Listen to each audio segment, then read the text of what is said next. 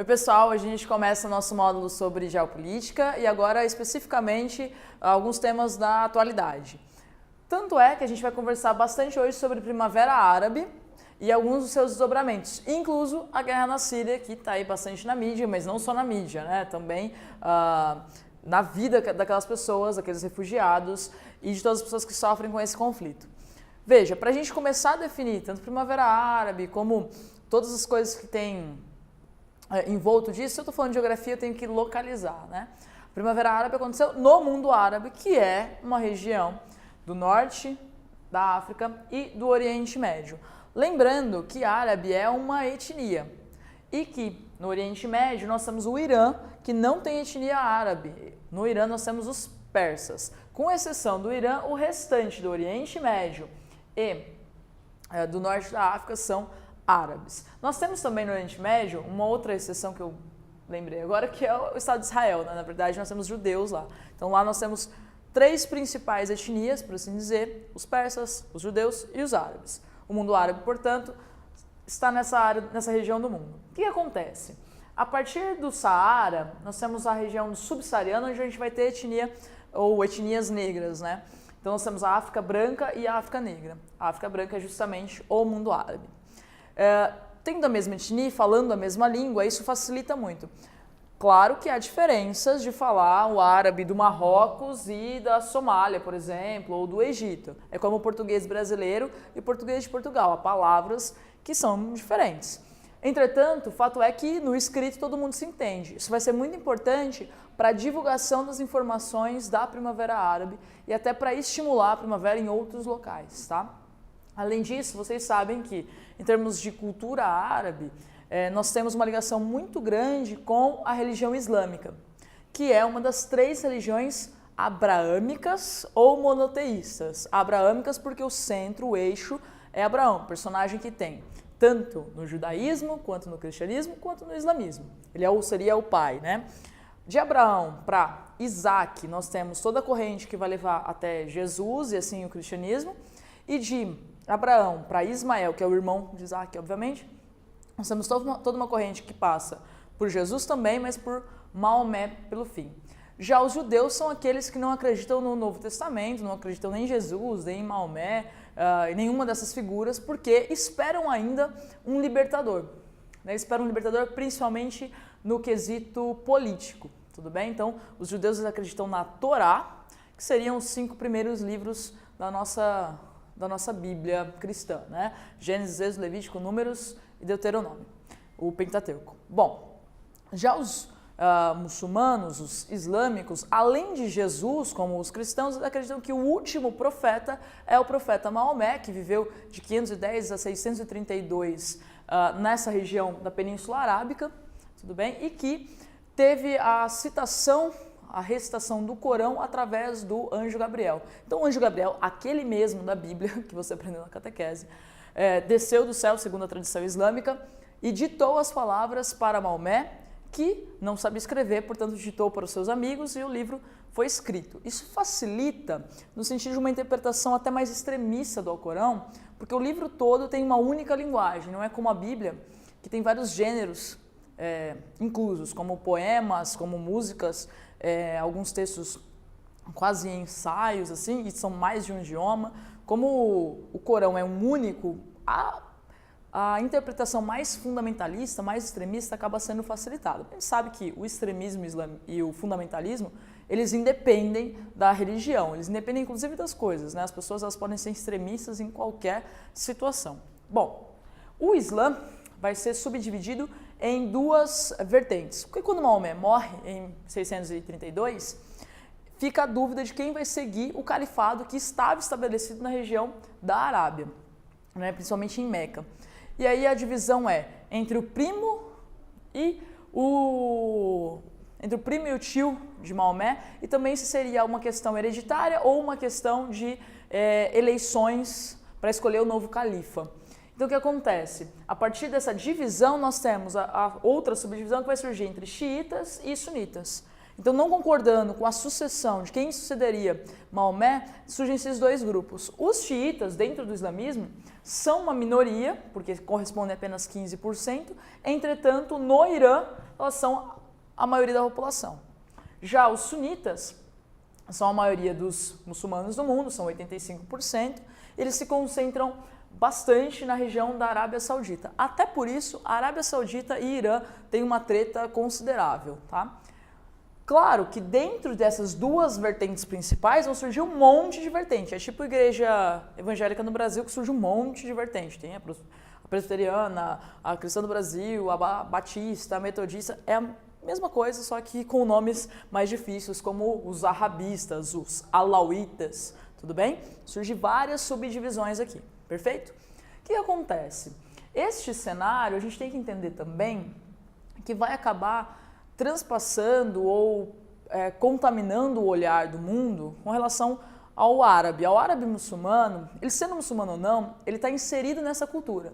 Então o jeito dele olhar o mundo vai ser através, muitas vezes, do Islã. Então a gente tem que tomar cuidado com a nossa visão ocidental sobre esse povo. Obviamente que a gente não pode cometer equívocos, ou 8 ou 80. Como assim? Eu vou dar o exemplo da burca. Muitas vezes a sociedade ocidental fala, nossa, que horrível as mulheres terem que usar burca. Veja, é horrível elas serem obrigadas, como é o caso da Arábia Saudita.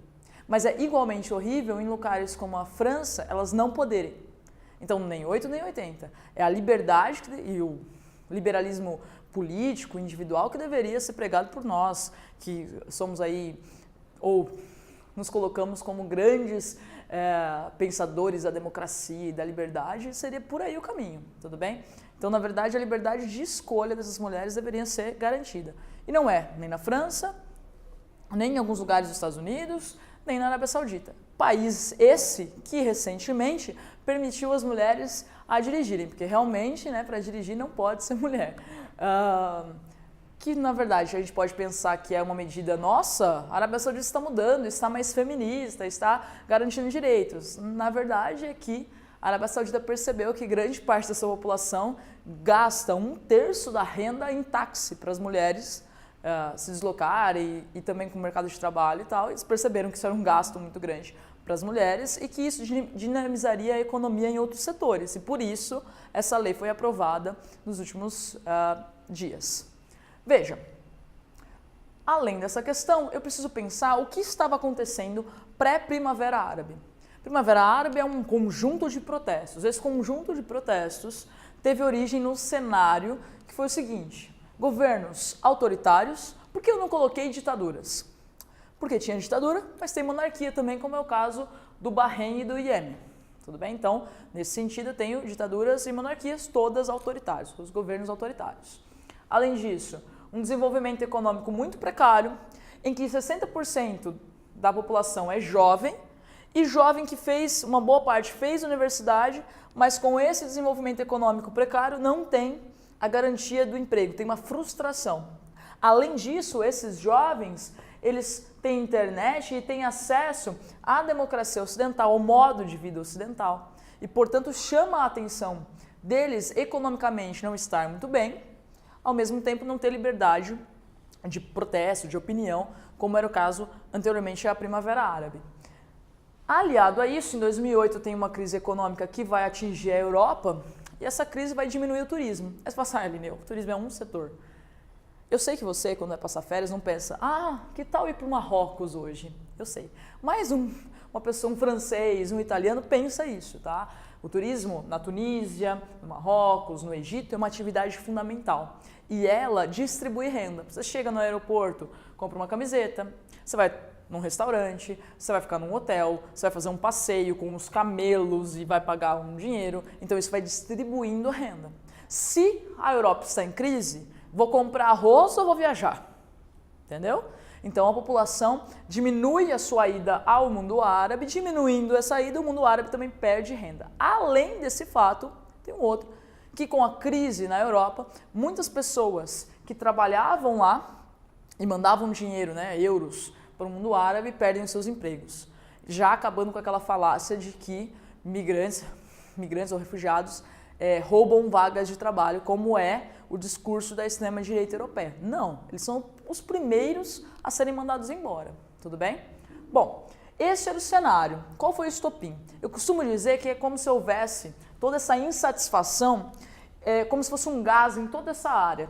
Tudo bem? E o estopim, o momento que tudo isso explode, é quando o jovem Mohamed Bouazizi faz a sua autoimolação, que é atear fogo no próprio corpo. Para você entender, esse jovem ele já tinha se formado na universidade, não tinha conseguido emprego em sua área e vendia frutas, fruta não, é tomate, que é uma fruta, tô certa, na rua, e o governo confiscou o tomate dele. Quando ele foi retomar, o governo não permitiu a retomada, ele falou, bom, não consigo nem sobreviver, e ateou fogo ao próprio corpo, em sinal de protesto. Ele não morreu, sei que essa pergunta está passando pela sua cabeça, ficou todo queimado, obviamente. Isso foi um símbolo para iniciar o estopim. Então veja, não é a causa, é o copo cheio, ele foi a última gota, tudo bem? O que acontece? A partir disso, ele é tunisiano, né? E a partir disso tem início a Revolução de Jasmim na Tunísia. Para você entender o que aconteceu com a Tunísia, você precisa saber que a Tunísia, um país do norte da África, tinha uma prática dos últimos 2 ditadores, o Bourguiba e o Ben Ali, que governou 25 anos, tinha uma prática laicista. Aí você fala, pô, laicismo é bom. Não, Estado laico é bom, ou seja, quando há uma separação entre Estado e religião, e você pode manifestar sua religião sem nenhum problema. O laicismo é quase uma proibição de algumas práticas religiosas. Para dar um exemplo, na França, por exemplo, você não pode usar símbolos religiosos de forma ostentatória. Isso significa que uma correntinha de cruz, você não pode ir na escola com ela. Isso é laicista, tudo bem? Porque a cruz está no seu corpo, então faz parte do individual, da expressão individual, correto? O que acontece? Esses 2 ditadores, eles reprimiam um pouco a religião islâmica. Apesar de eles permitirem a religião, eles faziam algumas práticas para repressão. E faziam algumas provocações, como o Bourguiba, que uma vez tomou um suco de laranja no meio do Ramadã, que é o mês em que eles fazem o jejum. Professor, nada a ver, ele talvez não quisesse, estava tão com sede, tomou um suco de laranja. Veja, a minha mãe não segue o catolicismo e não faz churrasco durante a quaresma. É um simples sinal de respeito com os vizinhos. Então, no caso do Bourguiba, o que ele fez em rede nacional não convinha, ele não precisava ter feito. E ele era muçulmano, portanto ficou uma imagem ruim, sabe? O que acontece? É só um exemplo disso. O que acontece? Quando a Primavera Árabe eclode e o Ben Ali é derrubado poucos dias depois, nós temos a população vendo que agora ela poderia votar num partido que convia mais no sentido religioso. E votou no partido religioso, o Ennahda. Aí você fala, pô, votou no partido religioso, que viagem. Não, é porque ele tinha toda a religião reprimida. Agora tem a oportunidade de ter identidade com o partido, e por isso que votaram nele. Quando a população percebeu que o partido começou a votar coisas que iam mais para a Sharia, que é a lei islâmica, eles falaram, não. Na próxima eleição votaram no Tunis, que é um partido mais laico, e agora há um poder mais moderado na Tunísia.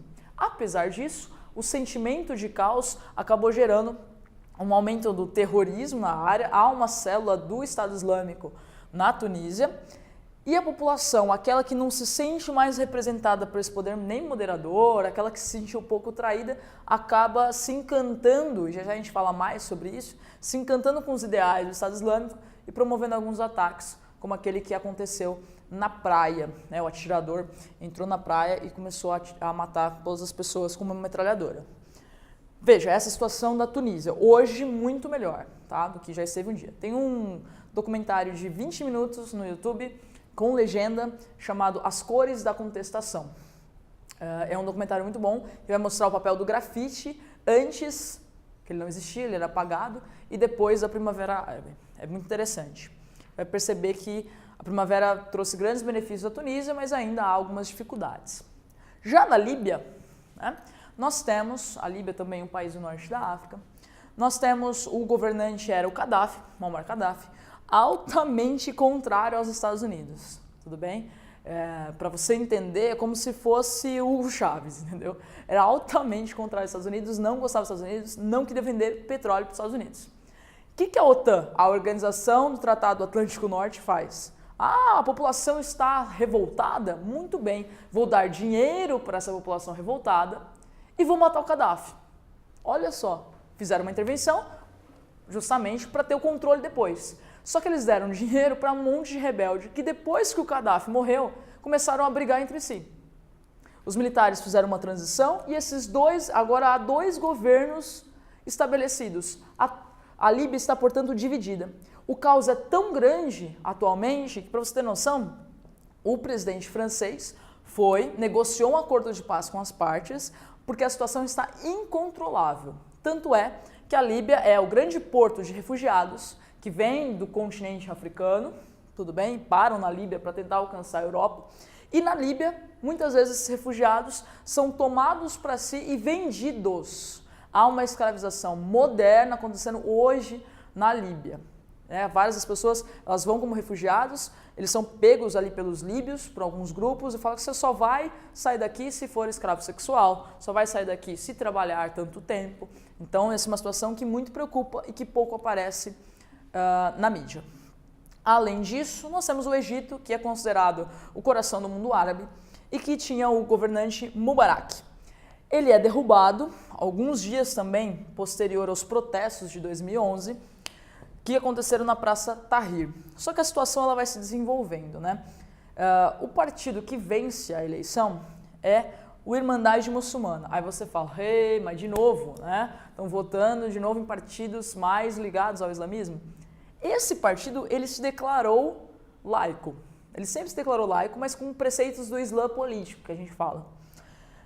O governante, o Morsi, ele garantiu que não ia aplicar leis islâmicas, mas o poder meio que seduziu e ele começou a aplicar algumas leis como não poder beber bebida alcoólica em público, algumas coisas que são mais conservadoras. E isso levou a protestos, a população saiu às ruas novamente, e nesse sair às ruas, os militares aproveitaram a situação em 2014 e aplicaram um golpe.